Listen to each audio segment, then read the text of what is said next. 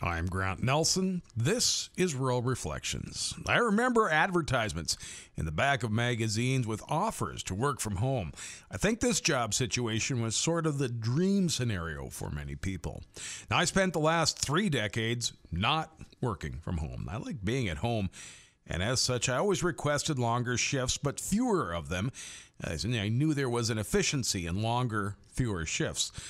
I also would prefer fewer but longer days, as I knew there was a 1.5 hour investment of my time getting ready for work and about a half hour returning home. Fewer times I invested my time in preparation and transportation, the more free time I had at the end of the day. Creating longer, fewer shifts was easy on a 24-hour schedule, and it worked great for the employee and employer.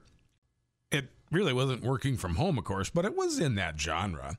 Now, last October, I retired and began a new job where some work could be performed from home. Flexibility was a benefit to both my employer and I, and it was made possible by the increased use of computer apps, certain software, high-speed internet, and cloud-based servers.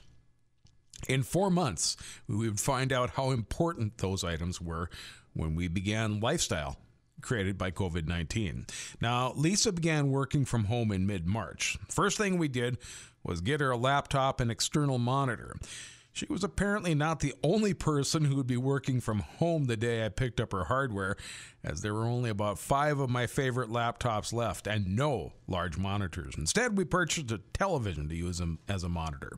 I was already working some at my employer and a few hours from home, so Lisa and I became occasional co-workers. It's an interesting dynamic around here this winter.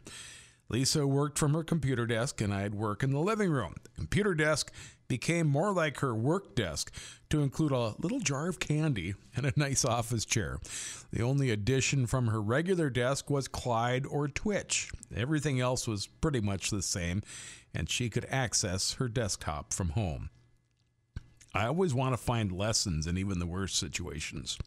COVID-19 has not been a positive experience for the world. However, I think we can take away a few things from the experience. The first is that high-speed internet infrastructure has an importance that is at least in the same ballpark as electricity, telephone service, and good roads. The second is that many people can work from home. Accountability was always management's worry about those who work from home. Today, most who work on a computer use software that can account for their productivity. It's also a benefit to the employer, as they don't need to build, heat, and light a space for an employee. The employee works from home, so they cover their own creature comforts. I think we'll see some return to work, and others continue to work from home, even after COVID-19. The idea of working from home may not be as beneficial to workers as they find out that they kind of like people and maybe even enjoy the drive to and from work. It'll be interesting to test that theory this winter. I'm Grant Nelson. This is Rural Reflections.